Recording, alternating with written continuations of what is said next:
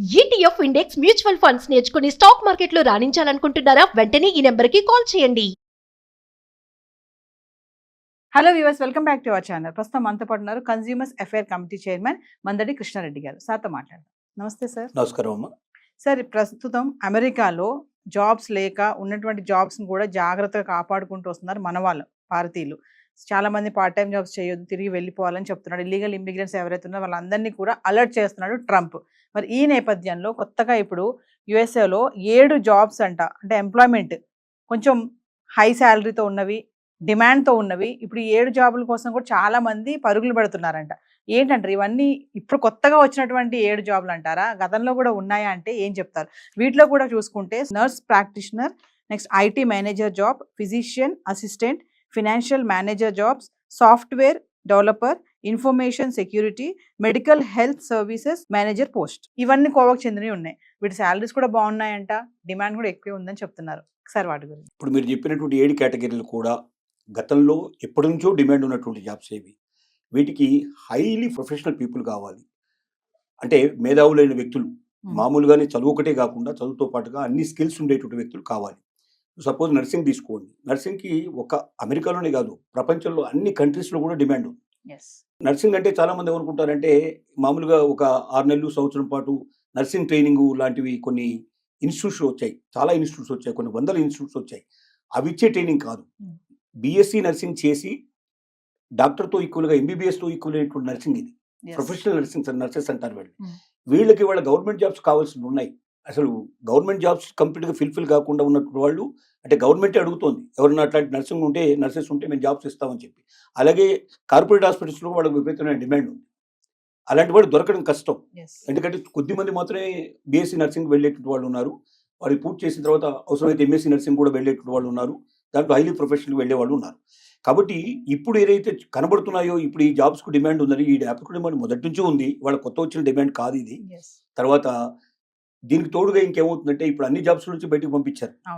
చాలా జాబ్స్ ఇప్పుడు ఖాళీ అయిపోయి బయటకు వెళ్తున్నాయి. ఇల్లీగల్ ఇమిగ్రెంట్స్ అంటే ఇక్కడ దీంట్లో ఇంతకుముందు 3 ఏళ్ళు 5 ఏళ్ళు జాబ్ ఏదైనా ఉండి ఆ జాబ్కి వెళ్ళిన తర్వాత L1 వీసా మిగతా వీసాల మీద వెళ్ళినట్టు వాళ్ళు కూడా ఇప్పుడు వాళ్ళందరూ కూడా వాళ్ళ జాబ్ అయిపోయిన తర్వాత కూడా వాళ్ళు ఏం చేస్తున్నారు, అక్కడే ఏదో ఒకటి జాబ్ సెర్చ్ చేసుకొని వేరే ప్రైవేట్ జాబ్లో జాయిన్ అయిపోయి ఉన్నారు. ఇప్పుడు వాళ్ళందరినీ బయటకు పంపించేస్తున్నారు. They are all illegal immigrants కింద లెక్క. తర్వాత ఇప్పుడు భార్యాభర్తల్లో ఒకరికి అక్కడ గ్రీన్ కార్డు ఉందనుకున్నాం, ఇంకొకరికి లేదు. ఇప్పుడు ఏమంటున్నారు, గ్రీన్ కార్డు కూడా కాదు, పర్మనెంట్ రెసిడెంట్స్ కావాలంటున్నారు.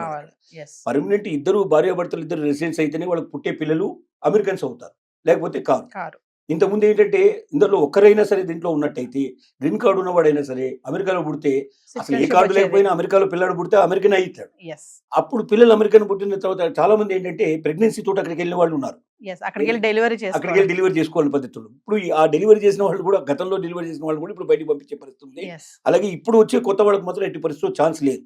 కాబట్టి నేనేమంటున్నానంటే ఈ 7 జాబ్స్ గతంలో లేనివి కావు, కొత్తవి కావు. ఇవి ఇంతకుముందు ఉన్నవే. మేధావులైన వాళ్ళు, దాంట్లో హైలీ ప్రొఫెషనల్ పీపుల్ ఎవరుతున్నారో అలాంటి వాళ్ళకి మాత్రం ఎక్కడైనా భారతదేశంలో కూడా వాళ్ళకి అవకాశాలు కావాల్సి ఉన్నాయి, ఇతర దేశాల్లో కూడా అవకాశాలు ఉన్నాయి, అమెరికాలో కూడా ఇప్పుడు అవకాశాలు ఉన్నాయి. గతంలో ఉన్న అవకాశాలు ఇవి కొత్తగా వచ్చినాయి కాదు. కాకపోతే ఏంటంటే వీటికి అవకాశాలు ఎందుకు ఉన్నాయంటే, వీటిని ఎందుకు చెప్తున్నారంటే ఇవన్నీ మిగతా ఏరేశారు కాబట్టి మిగిలిపోయినవి ఇవి. వీటిల్లో పనికొచ్చే వాళ్ళు ఎవరైనా ఉంటే రండి, వాళ్ళకి మాత్రం మేము అవకాశం కల్పిస్తామని చెప్తున్నారు. అది కూడా టెంపరవరీ అవకాశాలే, పర్మనెంట్ కావు. దీంట్లో వెళ్లే వాళ్ళు కూడా రేపు పర్మనెంట్ గా ఉంటారని ఆశ లేదు, వీళ్ళకి పుట్టే పిల్లలు ఇక్కడ అమెరికన్స్ అవుతారని ఆశ లేదు ఇక్కడ. తర్వాత భార్య భర్త ఇద్దరిలో ఎవరైనా ఉంటే మిగతా వాళ్ళకి ఉద్యోగాలు దొరకాలనుకున్నట్టయితే హైలీ ప్రొఫెషన్ దాంట్లో వెళ్లాల్సిందే. ఈ హైలీ ప్రొఫెషన్ పీపుల్కి భారతదేశమే కాదు, అమెరికానే కాదు, ప్రపంచంలో అన్ని దేశాలు ఆహ్వానిస్తున్నాయి. ఎక్కడికి వెళ్ళినా వీళ్ళకి జాబ్స్ దొరుకుతాయి. ఇండియాలోనే నిజం చెప్పాలంటే అమెరికాలో సంపాదించే దానికన్నా తక్కువ కాకుండా ఇండియాలో సంపాదించుకునే అవకాశాలు కూడా వాళ్ళకి మెండుగా ఉన్నాయి. కాబట్టి ఇదేదో కొత్తగా వచ్చినట్టు, ఇది కొత్తగా ఆపర్చునిటీ వచ్చినట్టుగా ఎవరైనా భావిస్తే ఇది కరెక్ట్ కాదు. మీలో హైలీ ప్రొఫెషనాలిటీ ఉంటే ఇండియాలోనైనా మీరు జాయిన్ అయిపోవచ్చు, గవర్నమెంట్ జాబ్లోనైనా మీరు జాయిన్ అయిపోవచ్చు, లేదా మీరు అమెరికా కూడా వెళ్ళొచ్చు. బట్ అమెరికాకు మాత్రం కలలుగానే అమెరికాతో మీరు వెళ్ళొద్దు. అంటే అక్కడ మేము పర్మనెంట్గా సెటిల్ అయిపోతాం, రేపు మాకు బిడ్డలు పుడితే బిడ్డలు అమెరికన్స్ అయిపోతారనేటువంటి అలాంటి ఆలోచనతో మాత్రం, భ్రమల్లో మాత్రం వెళ్ళకండి. ఆ భ్రమలు మీకు తొందరలోనే బయటపడిపోతాయి.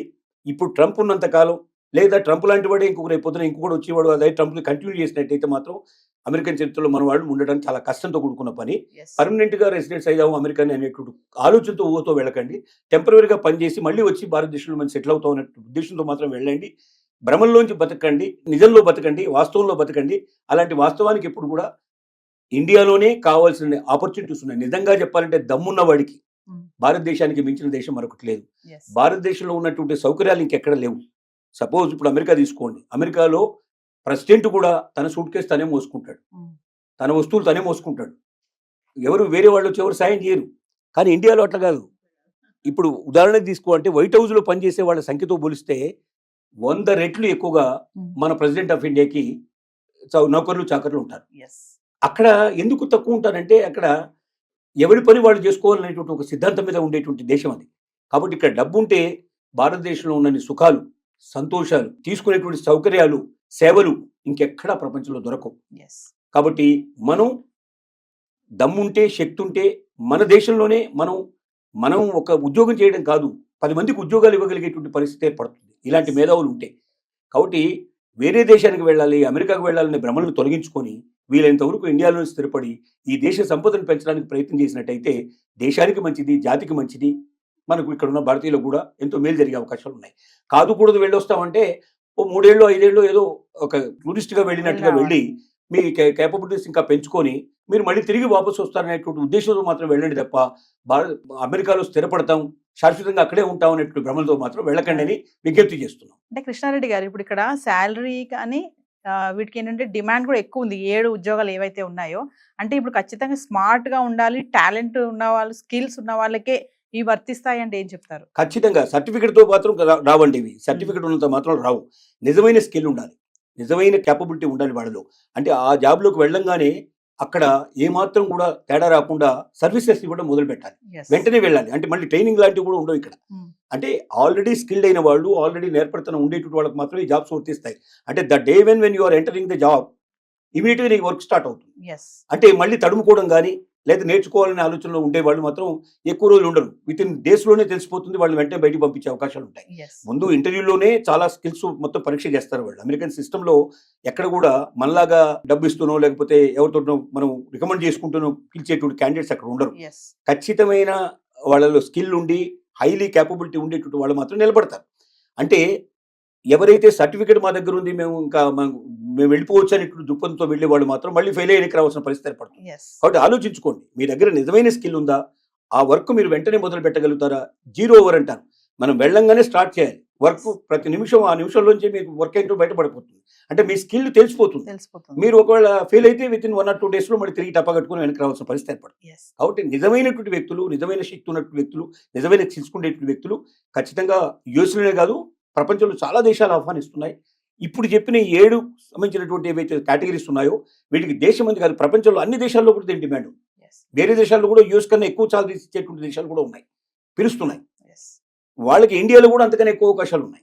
కాబట్టి మీరు ఆలోచించుకోండి. సో ఏదేమైనా వెళ్ళాలి, చేసుకోవాలి, వచ్చేయాలి, అక్కడ స్థిరపడాలన్న ఆలోచన మాత్రం పెట్టుకోవద్దని అంటారు. ఇప్పుడున్న పరిస్థితుల్లో అది లేదు. భవిష్యత్తులో కూడా ఇదే కంటిన్యూ అయితే వాళ్ళ భ్రమలు తొలగిపోతాయి. కాబట్టి తిరిగి భారతదేశానికి వస్తాను, తిరిగి నా దేశానికి నేను వస్తాననే ఉద్దేశంతో మాత్రం వెళ్ళండి తప్ప అక్కడ స్థిరపడతానన్న ఉద్దేశంతో వెళ్ళకండి. వెళ్ళిన తర్వాత కళ్ళు అయిపోతే మీరు బాధపడే పరిస్థితి ఏర్పడతాయి. నమస్తే. నమస్కారం.